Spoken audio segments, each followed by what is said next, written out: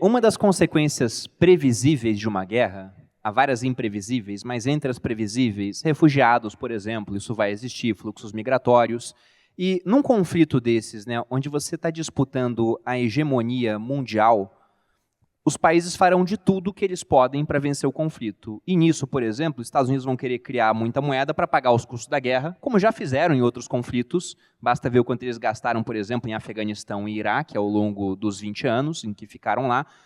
E a China vai fazer a mesma coisa.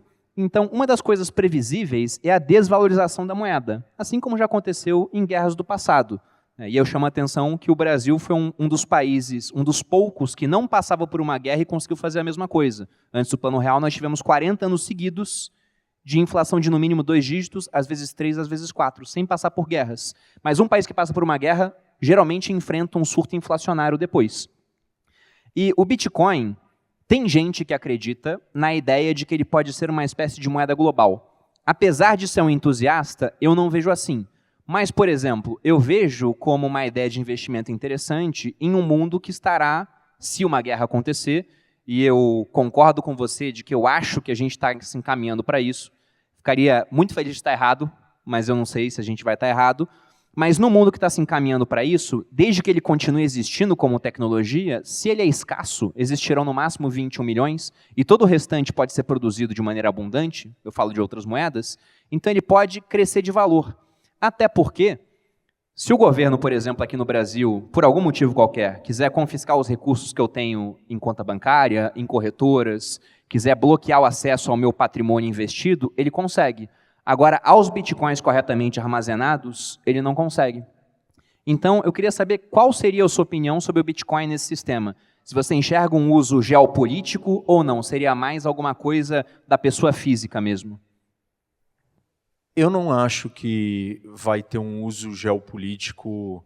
Eu acho que são as pessoas que podem escolher, como você falou, e quando a gente conversou disso, te mandei a mensagem do vídeo do Ray Dalio, criticando e tal, e aí eu gostei da sua resposta, assim, porque você tem uma clareza sobre qual é a utilidade do Bitcoin. E você falou para mim, olha, como reserva de valor, eu acho útil. Eu não acho que é uma moeda de troca, né? Eu não acho que serve para outras coisas. Mas como reserva de valor, eu consigo até entender isso. É que eu tenho um receio que os países vão criar suas moedas digitais. E quando isso acontecer, eles podem tentar regular e tentar banir a existência do Bitcoin. A gente não sabe o que vai acontecer com a chegada da inteligência artificial nas nações, os controles da internet. Um dos possíveis cenários de uma guerra entre Estados Unidos e China nós temos um mundo com duas internets. Nós temos um mundo com 2 sistemas de câmbio de troca de dinheiro. Uma série de coisas podem acontecer nessa linha. E eu não sei se os países não vão tentar obter mais controle da situação econômica por causa de inflação e uma série de outras coisas.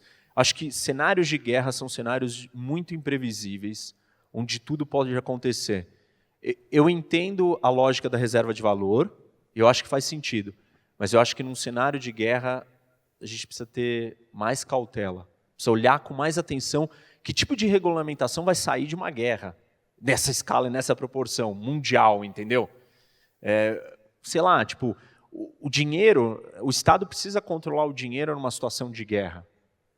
E ele não vai querer que as pessoas fiquem circulando o dinheiro por aí. E se todo mundo começar a migrar e sair para isso, eles vão entender que isso precisa ser contido. Aí você vai me perguntar, mas eles não vão conseguir fazer. Bom, não sei, mas vai ser uma briga, vai ser um problema, entendeu? E vão ir atrás. Eu acho que tem uma coisa que eu queria falar, se a gente tiver tempo, que eu acho interessante, que é um raciocínio que ele contradiz muita coisa que muita gente fala, que são os limites de uma lógica liberal de abertura e livre comércio, né?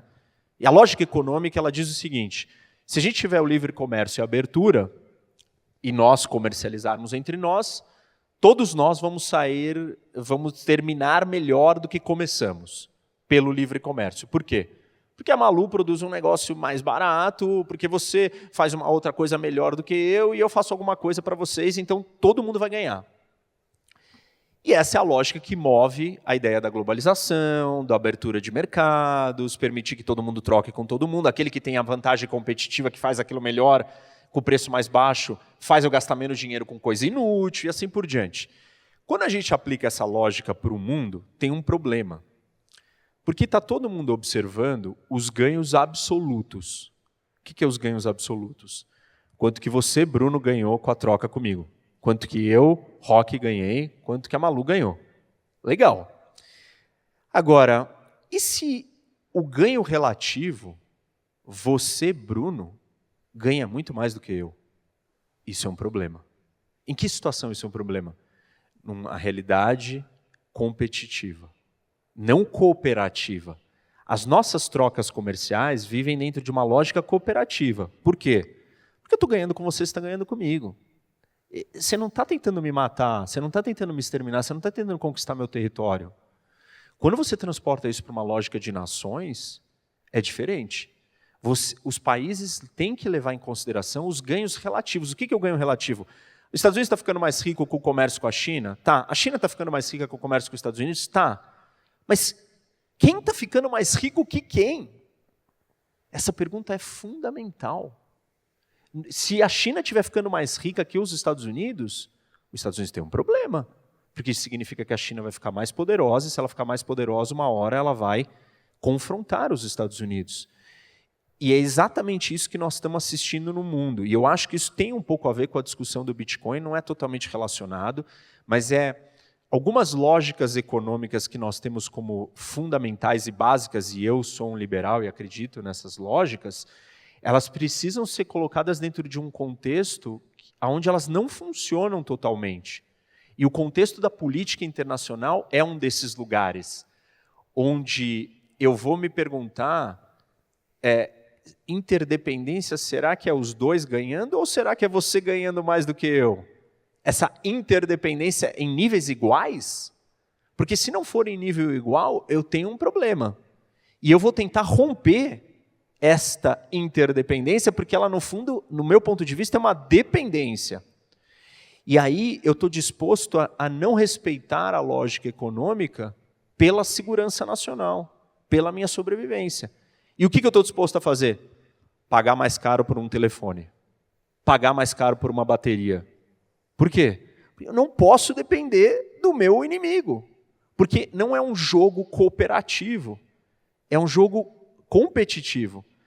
Mas empresas, elas não vivem jogos competitivos? As que são concorrentes do mesmo mercado, sim. Mas mesmo assim elas operam sobre regras. Quais regras?